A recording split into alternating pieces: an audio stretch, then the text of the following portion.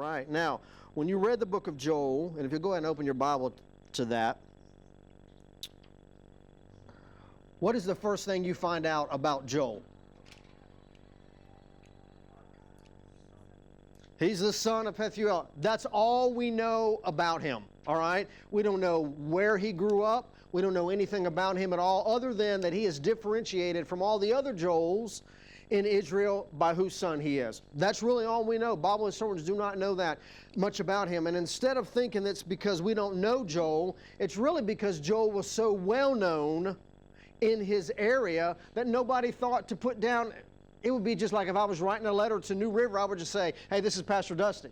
And you would know exactly who I am because you go to New River. And so the people in the area where Joel was preaching, they knew who Joel was. And so he didn't spend a whole lot of time telling about his background or anything like that. But his message is to the southern kingdom. Now you remember, we've talked about this a lot in Habakkuk and in Hosea. But here's my geographically to scale map of the Middle East. All right, and if they've just followed my map, I'd fix a lot of these problems. Sea of Galilee, Dead Sea, Jordan River, Mediterranean, Nile River, okay? Suez Canal. Y'all know geography? If you did, you know that's exactly right. And so, but anyway, when Solomon reigned, and you remember Israel reached its zenith of military power and wealth and just pomp and all of this stuff, but because of the wickedness of the land and all, when Solomon died, the kingdom was divided between Jeroboam and Rehoboam. Rehoboam in the south over Judah, all right? And Jeroboam in the north, and this became known as Israel or Ephraim.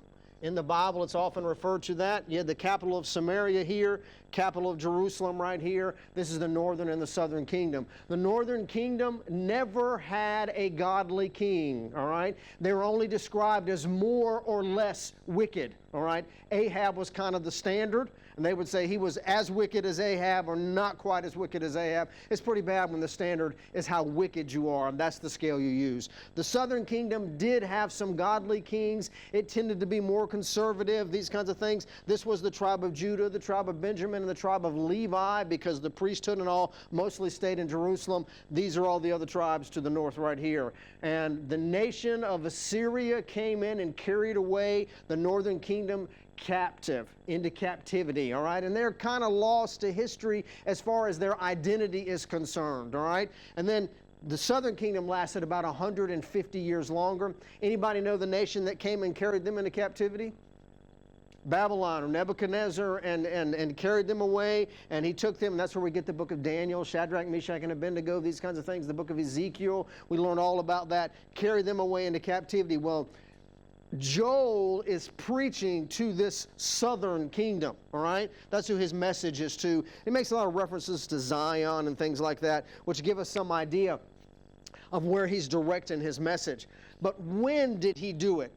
I'm telling you, if you study the book of Joel, we don't really have an indication of when he lived, all right? Some people put him that because he only preaches to the southern kingdom and he refers to the southern kingdom as Israel, that could be that they're already gone into captivity, or it could be all the way back prior to the division with Elijah and these kinds of men. So there's some discrepancy about when he gave his message. But I want you to know that the focus of this class is not so much to figure out who Joel was or when he wrote. We want to talk about what he said, all right? Because that's the most important thing for all of us, and so we want to understand these things. Now, I'm going to kind of give you this outline using the name of Joel.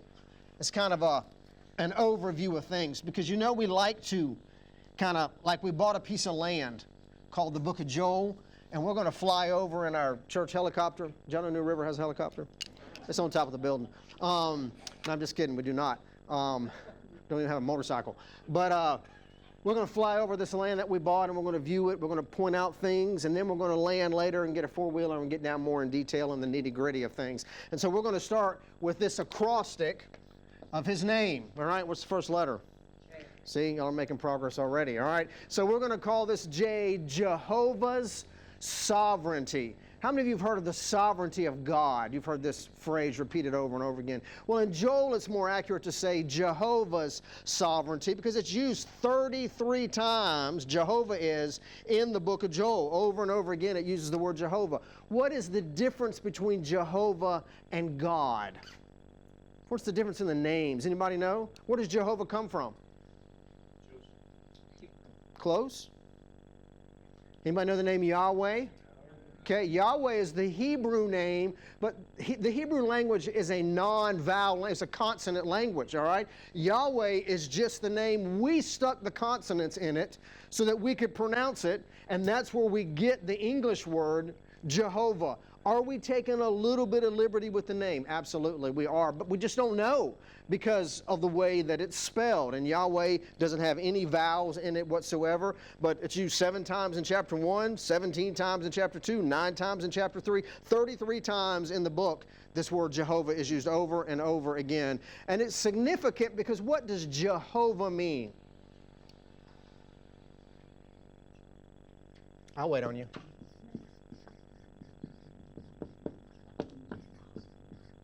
Jehovah is the covenant-keeping God. What is a covenant? It's a promise. That's exactly right. And so when he uses the word Jehovah, he is reminding the people, I keep my promises, all right? And what promises has he made to the nation of Israel?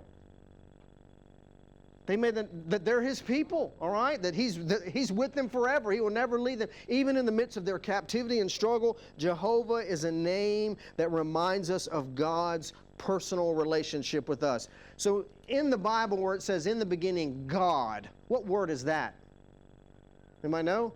That is Elohim, right? That's not Jehovah. Elohim means the creator. It's the far off name of God. It speaks of God's transcendence, all right? God who made the universe. Jehovah is his near name, his close name. It is the name of his immanence, all right? How close he is to us. And both of those things are true about God. There's a transcendence of he made the whole world, but he's also very immanent. He's very close to you. He holds your heart in his hand. Both of those things are true about God. And the names of God illustrate that for us. And so when God talks to us about Elohim, he's talking about the grand scale of all he's done. But when he's talking about Jehovah, he's sitting down in the chair next to you, putting his arm around you, reminding you of the promises that he has made. That's what Jehovah is all about. Now, if you have a King James Bible, which I grew up using, they always translate Jehovah, capital L, capital R, capital O, capital D, all right? Adonai is another name for God. It's spelled this way in the Scripture, all right? I don't know all the other versions, how they differentiate between the two, but anytime you see all capital, that is the name of Yahweh or Jehovah in the Old Testament, and it'll help you differentiate between those things. Someone look up for me Psalm 74, verse 12. Psalm 74, verse 12. When you have it, you can just read it. Yet God, my King, is from of old, working salvation in the midst of the earth. Good. My God, my King, is from of old, working salvation in the midst of the earth. All right? You have both right there. You have the transcendence and the immanence. You have Elohim and Jehovah. God is the King. He rules over everything. He's the sovereign God. You know what I'm talking about? All right? Does it matter what you think about him? We know his heart is filled with love for us, and he's the God who always keeps his promises. All right? When I start banging my pen, you know I'm getting aggravated. All right? So I'm just preaching. All right, so that's the J. What's the next letter? O. That's going to stand for overlapping descriptions. All right? For those of you who have read the book, all right, he's telling us multiple things at the same time, all right? What is the first thing that he predicts? The locust army. But the locust army is not just the locust. He's making reference to something else too. Anybody know what he's making a reference to? A real army coming in. That's exactly right. And he says the locust army is terrible, but it's just the picture of the human army that's coming in after the locust army. But then Joel goes and he goes all the way to the end of time, and he begins to make reference to God's ultimate army and victory in the day of the Lord in the book of Revelation. All right, you got this grand scope of things in 3 little chapters. He crams all of this together, and you see these overlapping descriptions, because sometimes in Joel it's hard to know if he's talking about the locust, or if he's talking about the coming army, or if he's talking about the end time things. We can't figure that out sometimes, and it's difficult, and the context does give us some direction, but we need to understand that there are plural applications in the Bible, or the law of double reference. When God says something about one individual and it applies to them and to something else, all right? In the book of Hosea, when we studied that, sometimes it was hard to tell if God was talking about Israel and her adultery or Gomer and her adultery, because both of them were true and they both had application. If we ever get to study the book of Daniel, there are things that Daniel says about Antiochus Epiphanes, the little horn that comes up in the book of Daniel, who is also a picture of the Antichrist yet to come. You see these things, the abomination of desolation, and all of these things that occurred in history, 168 AD, roughly in that time, and in the future time yet to come. God's making these double references, and you just got to keep that in mind going forward. So put it to you this way. What is the immediate thing that Joel is warning them about? The locust, all right? What is the imminent thing he is warning them about? The human army. And then what is the ultimate thing he is warning them about? Yeah, the final judgment of God.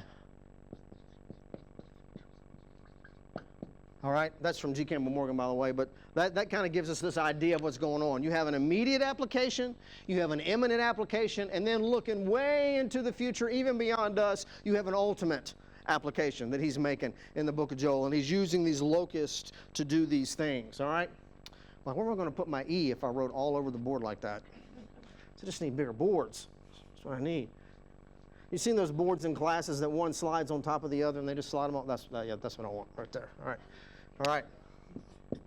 E, okay? Something with the letter E. E will give us earthly, and I'll explain what I mean by this. Earthly judgments and blessings. If you can't read my writing, I apologize. It will not improve. Too old to try now. It just is what it is, all right? So when I talk about earthly blessings and judgments, everything that Joel talks about are not eternal references. They are earthly references. He's talking about stuff that happens right here because Joel and all of your minor prophets are dealing with things on a national scale, not an individual scale. Here's what I want you to grasp. So, does the Bible give us blessings and judgments for us as individuals? Absolutely it does. Does it also make principles of application for nations as a whole? Absolutely it does. But because Joel and Amos, Obadiah, Jonah, Micah, Nahum, all the way down through, are talking to particular nations, their verses of application, the blessings and the judgment, apply on a national sense. Now, we can draw from them and make individual application, but God is trying to show us a grand scheme about judgment. Because think about it this way. Is there a principle in the Bible that says you reap what you sow? When? Becky, when will you reap what you sow? Couldn't it be at any time? Could be. After I've sinned? Could be. Stand before God? And then too, all right? See, for humans individually, some of our understanding what God is doing, we don't see it until we die, all right? So it's hard to tell my son, if you do wrong, God will judge you. Because he does wrong, and guess what happens? Nothing. Nothing happens. Because it's not like you say a battle where lightning strikes out of heaven, you're dead. All right, if that was the case, all y'all be dead, all right? This morning. Probably. I don't know. I don't know how you live. Just taking a gamble. I know human nature, all right? And so if God judged us immediately, the truths of the Bible would be immediately evident, all right? It would be. We tell our kids, hey, don't do this. You know, if you drink and drive, you're getting a wreck and die. And someone, it's immediate. But it doesn't always work that way. In fact, I know a lot of people who've been living wicked a long time, okay? How old was Billy Graham when he died? 99. How old was Hugh Hefner when he died? Same age. 50, 60? No, he was in his 80s, almost 90 years old. Sure did. Almost the same. He died the same year that Billy Graham died, all right? Two entirely different lives, different trajectories, all right? Did you see the judging hand of God on Hugh Hefner? I didn't either. He lived in decadence right up to the moment he died. Absolutely. But is the judgment of God real? Where's Hugh Hefner now, if the scriptures are true? He's not in heaven. I don't know what he did in his last moments, but usually when you sin that long, your heart gets pretty hard. Very rarely ever does it turn in the last moments. I hope to see him in heaven. I'm not getting any satisfaction out of that, but I just want to point out to you that sometimes on an individual basis, the judgments and blessings of God are not always visible because many of them are in eternity. You don't see that God's keeping track of all the good that you have done, and He's going to reward you when you get to heaven. But on a national scale, you can see it all. You can see the blessing and you can see the judgment because nations don't last forever, all right? God is not going to judge the nation of Babylon in heaven because we're not judged as entities. We're judged as individuals. And so the scope of God's judgment and blessing in an earthly sense is more visible on a national scale, all right? So when you see these nations rebel against the Lord, you see the judgment of God come upon them. And when they return to God, you see the blessing of God come upon them. Whether it's Babylon, Assyria, Israel, or Judah, or Egypt, nations demonstrate for us the principles of the Word of God on a different scale, and the minor prophets are giving us that national view because they're talking to God's people as a whole. So we're going to make individual application, but sometimes it's nice to step back and see it in the grand scheme of things, because if you want to know how God deals with individuals, look at how He deals with the nations. All right? Why did God send the children of Israel into captivity? Because they repeatedly rebelled against Him and would not listen to His preachers and His prophets. That's why, all right? So what's the lesson for us? God will deal with you if you don't listen to His preachers and prophets and you keep sinning and keep going on and you don't respond to those things. It may not happen on the same scale, but the truth is the same, even if some of it is in eternity. Does that make sense? Okay, I hope so, because I really don't want to go over that again, because it was confusing to me for a little bit. All right, so let's talk about this a little bit, about his likely name, all right? What does the name of Joel mean? We divide it like this. Anytime you see E-L in a name, that is a reference to God, all right? Daniel, Elijah, the E-L, that's a reference to God, all right? So Joel's name means that Jehovah, that's the J-O, is God, Elohim, all right? Jehovah is God. And the whole book is going to be talking about God's sovereignty, that He has the right to do whatever He wants. Does anybody remember the story of Hosea that we just covered? What does Hosea's name mean? Anybody know? His name means salvation. What's his story about? The salvation of his wife from adultery, the salvation of the nation of Israel from adultery. Now, listen, some people put way too much stock in names and get too deep into this kind of thing, all right? But in those days, parents would identify their children with names that they hope would be indicative of their life. That's my son back there at the back video, and his name is Andrew. And Andrew means, oh God, not another one. And no, I'm just kidding. That's not what it means. I just made that up. I'm just teasing. But in America, we don't, he's named Andrew because we like the name James as his grandfather, these kinds of things. We just put that together, and we usually identify some family member that we're trying to honor, or a father or something. But in these days, more thought was given into the names. They didn't try to get everybody's name to start with a J or rhyme or anything like that some of our trendy parents try to do. Fine, whatever you want, I don't care. But in those days, more emphasis was given to these things, and so don't over-apply them, but then don't miss the application either. Anybody know what Elijah's name meant?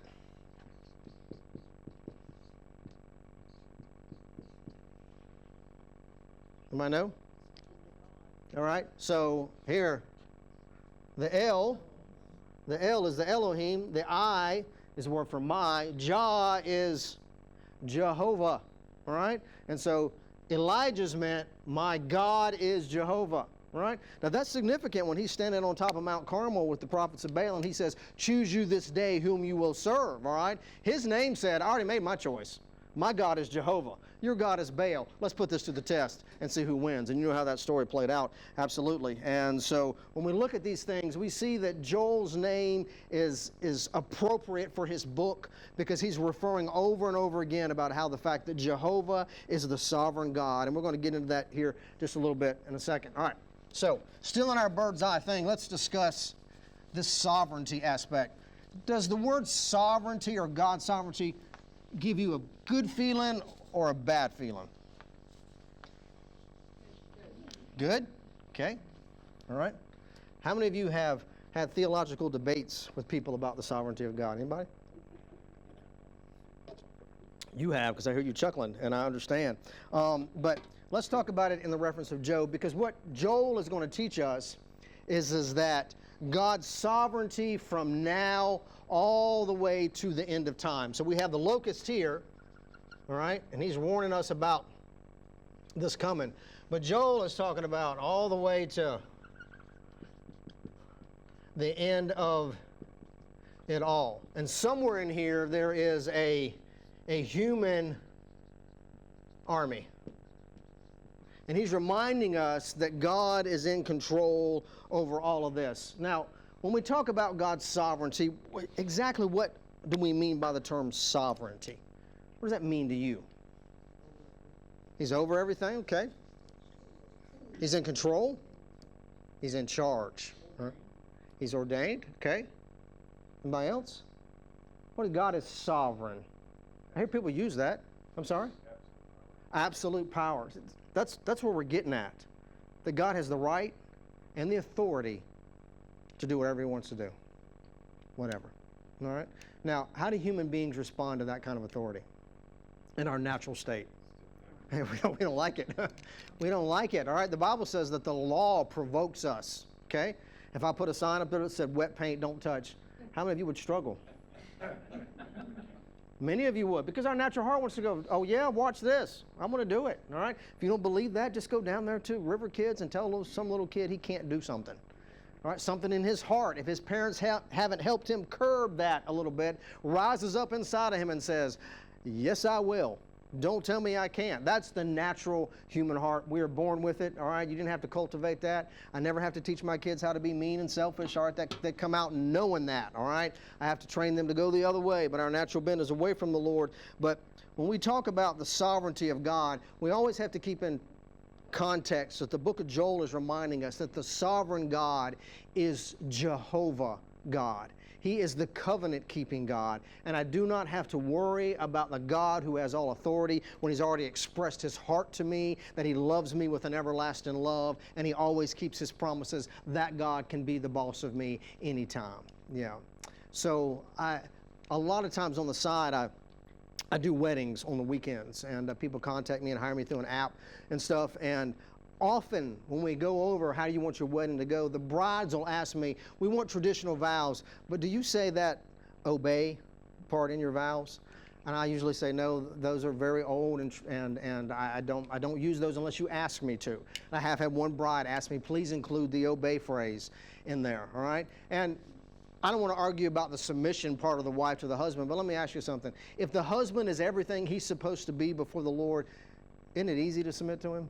It is. It is. The problem is you got a bunch of low-down, sorry, I'm talking to y'all, yes, men in this room who make it difficult for a wife to submit because he's such a knucklehead, all right? And hey, I'm guilty, all right? My wife's not in here. I can talk freely, okay? But if she was, you can ask her about these things. And most of the problems in the home, and when I have conferences, and I've told you this before, when I have counseling with couples, 99% of the time, it's the guy. It's the guy. Because the girls want to do right. They want to go to church. They want to live. They want to follow. They want a good home. They want these things. And the guy wants to go out and have the best of both worlds, and it just don't work that way. And you understand, most of y'all in this room are old enough to have lived out some of that, I hope. And Andrew, you got this? You listening to me? All right. So, but yeah. But Jehovah is a God who is tender and kind. And in the book of Joel, we're going to get that Jehovah is the God over all three parts of creation. What are the three parts of creation in your mind? Well, we have the inanimate, all right? The land, the plants, these kind of things. Then we have animals. And then who else? Yeah, humans, okay? These are the three parts of creation. And Joel illustrates God's sovereignty over all three of those things. Look in chapter 1, verse 7 in Joel.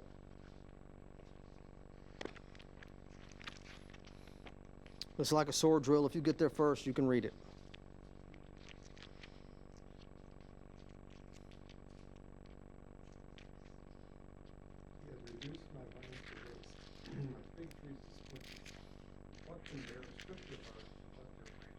Okay, so he's talking about the locust. And God says that the locust has done what? Read that again. Reduced my vines to waste. All right? Whose vines did the locust eat? God's vines. He said, it's mine. All creation is mine. He said, the locust is destroying things that belong to me. All right? Jehovah says, these are my grapevines. All right? My olive trees, my plants. Understand, what is God exercising? It's His sovereignty. All right? And you understand that when you walk outside and you look at your vast estate, Decker Village, you're looking at all of that stuff. Who gave that to you? God. Who does it belong to? It's mine. Keep thinking that. He knows how to take it away too, don't he? Yeah, for sure.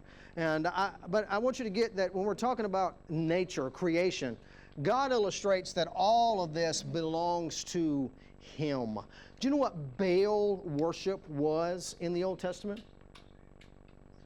You know, Elijah on the mountain with Baal. Baal was the worship of nature, all right? It's worship of the outside, the Celtic kind of, it's that kind of thing, all right? Worshiping nature. And I hear Christians all the time make Baal worshiping statements in our day. Say, how, Brother Dusty? Oh, look what Mother Nature has done. Mother Nature didn't do anything, all right? It's the Jehovah God who did these things. And when you give credit to Mother Nature, you're robbing the personal God who gave you that, all right? Mother Nature provided these things. Mother Nature provided nothing. And we're worshiping sometimes in a Baal sense instead of giving honor to God. Don't give credit to Mother Nature. Who is Mother Nature? See, that feeds right into the New Age desires of our origins and these things and rooted in evolution and things. And I know people say it with an honest heart. I get that. I get that. But just be careful that you understand that Mother Nature is simply the work of God in our universe. And God did these things, and we need to make sure that we honor the Lord in spite of that. One of the things that really frustrates me sometimes is the approach of climate without a biblical basis, all right? I hear it all the time. And here's what I want to stand up. If I had my own TV show, this is what I would stand up. And I'd give you some verses, all right? What are the 3 best chapters in the Bible on the deity of Jesus Christ? Anybody know? John 1, good. Colossians 1. Anybody else? Hebrews, guess what chapter?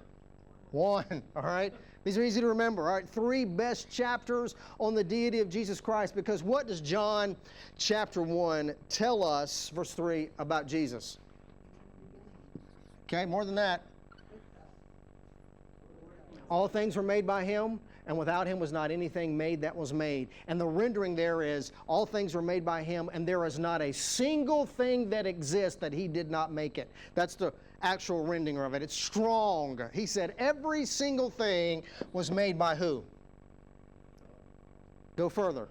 Jesus, all right? Jesus was the power of creation. Jesus was the wisdom that was with God in the book of Proverbs. And John chapter 1 verse 3 clearly states for us that Jesus created all things. And then Colossians chapter 1 verses 16 and 17. Anybody knows what those say? Anybody knows what that says? It says this. There you go. It says all things were made for Him, and by Him they consist, or they're held together, all right? So who owns it all? All right, He made it all. He owns it all. Okay? And then the book of Hebrews reminds us that Jesus is the express image of God's person and upholding all things by the word of His power.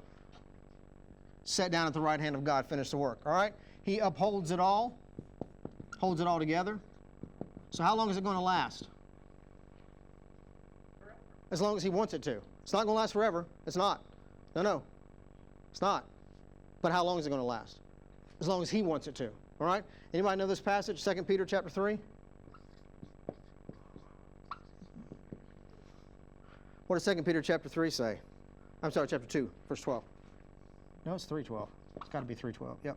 Chapter 3, verse 12. It says that when God's done with it all, He's going to melt the elements with a fervent heat. All right? He destroys it all. And then what's he going to do? He's going to make a new heaven and a new earth. It's going to be better than this one, right? Because you don't make a new one that's not better than the old one, right? Absolutely. He's going to make a new heaven and a new earth. So this is the way we should approach Mother Nature, all right? Jesus made it all. He owns it all.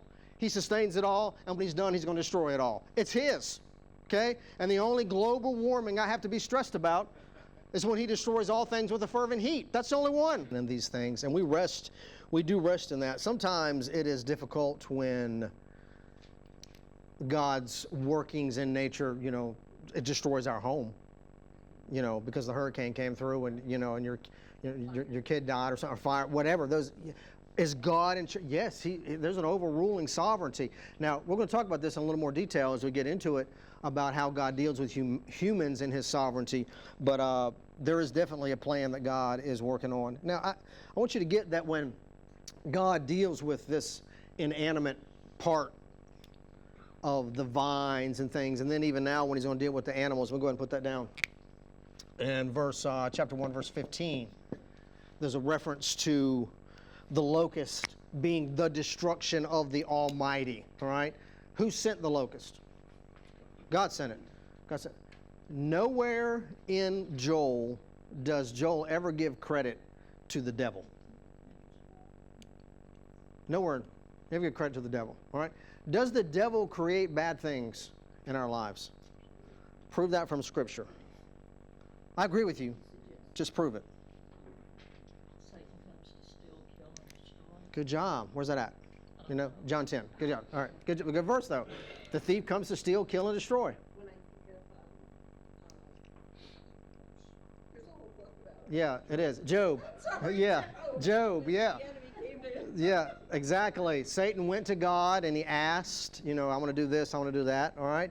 And Job gives us those ideas. But can I show you something that I hope will help you understand it? I need someone to volunteer, raise your hand, and look up for me 2 Samuel 24:1.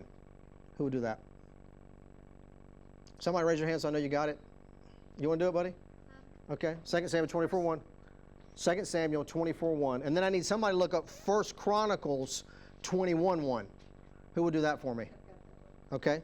1 Chronicles 21:1. 2 Samuel 24:1. These are different passages about the exact same story.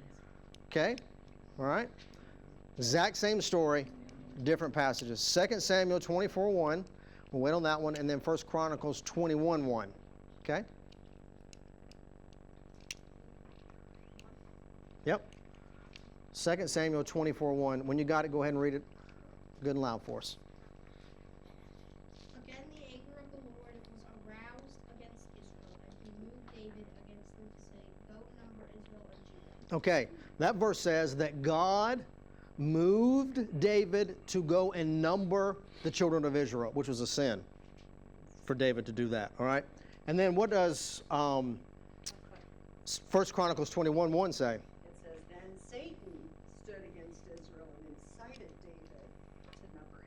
Okay, so in 2 Samuel it says that God moved David to do it. In 1 Chronicles it says Satan moved David to do it. What do we have? Two perspectives? An unbeliever would say a contradiction. It's not a contradiction, all right? Because Satan always operates under the sovereign rule of God, all right? Will God ever lead a man to sin? No, because we know that God cannot tempt man with evil. He does not do that, all right? Scripture is clear about those things, all right? But will he allow Satan to appeal to what's already in our... Yeah, and David's pride was already present. Satan has presented him with an opportunity to demonstrate that pride. David embraced it. And so in one sense of understanding, did God allow David to be tempted? Absolutely he did. So God is the reason. But the devil is the cause, all right? He's coming in and he's pulling him out in this way. But we understand what's going on, and these verses don't contradict each other. They just illustrate this principle for us, that God has overruling power even over the devil, all right? And if you need clear indication for that, just go read the book of Job. All of that is clear for us that Satan has to get permission from God to do everything, and even the devil is under God's sovereign control. All right? Is that clear? You want to argue about it? Steve, Not argue. please, let's fight. No. Just a comment, I don't know of anywhere in the scripture other than the one we just read in Chronicles where it said, provoked, where God provoked anybody, the devil's one. It depends on the application. So when I read this in multiple translations, it used different words.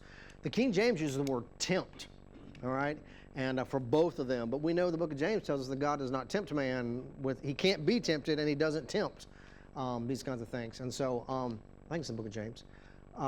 So I think it's just a word choice there, I think. Yes, sir. Yeah, how would you characterize God's setting of mind, spirit? Yeah, that's a great passage of Scripture. And so what you have to remember, and he's referring to, there's a passage, of course I don't have it off the top of my head, the reference of it, but God wants to get one of the wicked kings of Israel to do something bad, all right? Because God uses man's wickedness to accomplish his purposes, all right? And so he knows the guy's already going to do it, and so he had to bring this about. And so he says, I need somebody to go down there and lie to him. And one of the spirits said, I'll go lie to him. And God said, good, go do it, all right? So these stories are all anthropomorphic. Do you know what that term means? It just means we apply human characteristics to God so we can understand them, all right? Because God is a spirit. Right? But for you as a human being to grasp principles, God sometimes tells stories in a way that relate to us as humans. All right? You do it with your children all the time. You dumb things down so they can grasp it. All right? Zoomorphic means we add animal characteristics to God. He covers me with his feathers, and under his wings I trust. God does not have wings or feathers. All right? He's a spirit. But we say these things so that we can understand them. All right? A little bit, hopefully. Okay? Yeah. Yes, sir? Satan, if Satan is under the hand of God, couldn't he just whatever Satan? So, are you saying that Satan has to come to God every time to He- allow, to ask if they? I don't think so. Not every time, because, see, God is omnipresent, which means he's everywhere all the time. Then All right? Satan is not. So I think Satan has a blanket permission to tempt human beings. But once again, in Job, we're dealing with a specific case where it's illustrating a truth to us. Does that make sense? And the truth is that the devil does have to get permission. He can't do anything without God's permission. Yeah. Yes, ma'am. What come into my mind was when you say one nation under God. Are we saying the nation has been set apart to God and therefore not a lot of times of our own volition? Or, I'm sorry, my brain's not. No, I don't quite grasp what you're asking me. What does it mean when we say one nation under God as our nation? I think it's just recognizing the foundations upon which we were built. I don't believe, this is going to mess some of you nationalists up a little bit, but I don't believe that America was set apart more than any other nation. God has a purpose for America, and he's used America, but he's used lots of nations in the world, all right? It's not like we're the next Israel. They were God's chosen people, and now the Americans are. That is a privileged, living in the bubble position. We're no better than any other soul across the world. But I think it does recognize the fact that, hey, when we started this nation, there were at least some biblical principles upon which we were founded. All right. Sometimes as we study more and more about the founding fathers, to say they were all just absolute Christians might be a little bit of a stretch, because not the way we mean it in these things, but they were at least men who recognized these principles and were founded upon them as a nation. And I think that's what they're trying to recognize in that, with that statement, one nation under God. All right. I don't believe you can look at anything in our country today and say that we still maintain that particular standard more than any other nation. No, I don't think so. Yes, ma'am. See, I have a question going back to, I have something to say going back to this question. Okay. Where was it God said, you may rule over the earth, but you, how did it say? It's in the Old Testament.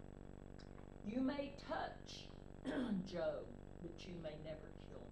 That's in Job. Yeah. And is that not kind of standard for all of us?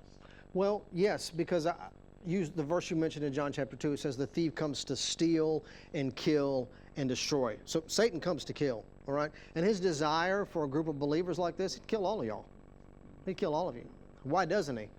Because the Lord is my shepherd. That's why. Because I have a. That's what John chapter 10 is all about. Is the shepherd guards the door of the sheep. The thief is always coming to steal and to kill and destroy. That's what he wants to do. All right. And he'd kill all of you before tonight if he had a chance. But when the Lord is your shepherd, he says no. You can't do that yet. Yeah, absolutely. Yes, sir, buddy. So, what I just gathered from that is that Satan has to get permission to kill Christians, but non-Christians are under his hand. Well, so because when God created the world, now you're getting into some deep theological things here. I just want you to know that. What's your name?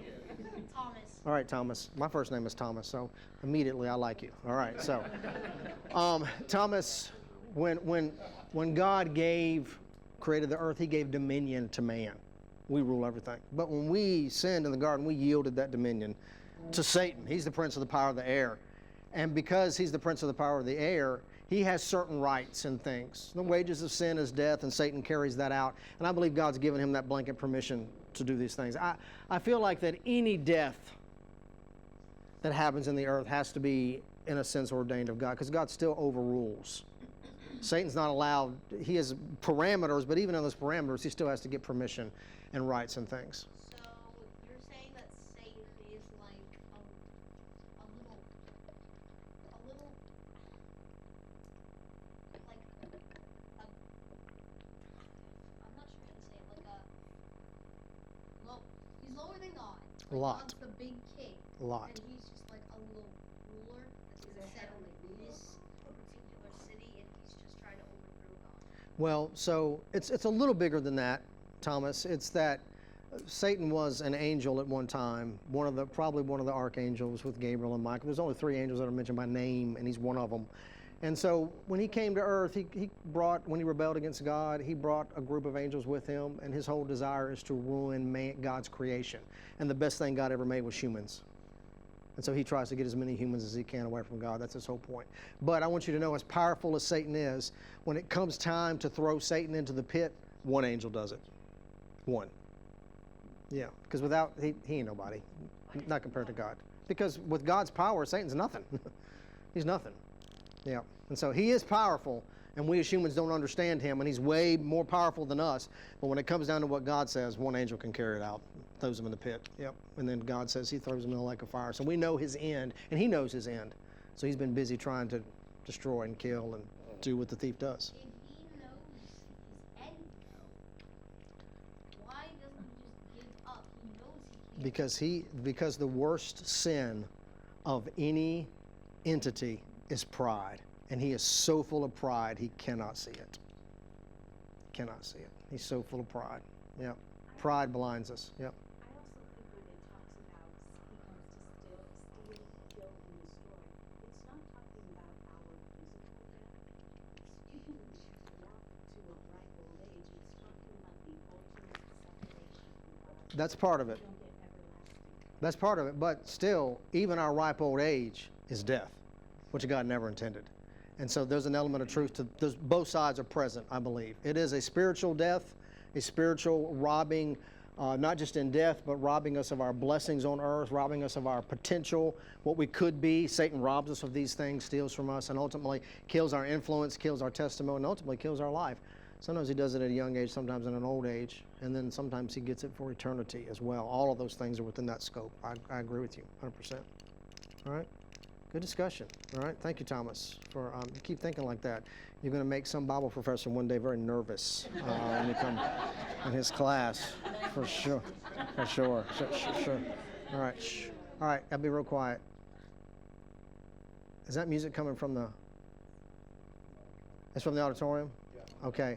All right. I got to close because I have to close the service. All right. And so. The next time we're together, I have 2 more parts about God's sovereignty that I want to talk about in relationship to his unconditional sovereignty and his conditional sovereignty. All right? There's a sense that God rules everything and his law is law. But there's another sense where he deals with us as human beings. All right? We're going to talk about that more in detail next time. All right. We're going to dismiss the class. Gentlemen, if you're staying in here, I do need a rectangle of tables, 2 longs on each side and a short in the middle with 20 chairs around it if you can help me with that. Thank you so much for coming. I'll catch you next time. I'm going to go close the service. Yep. do we need to do that? No, you can just leave it up. Yeah, we just leave it. Leave like it up. this. You're right. Thank you. Huh?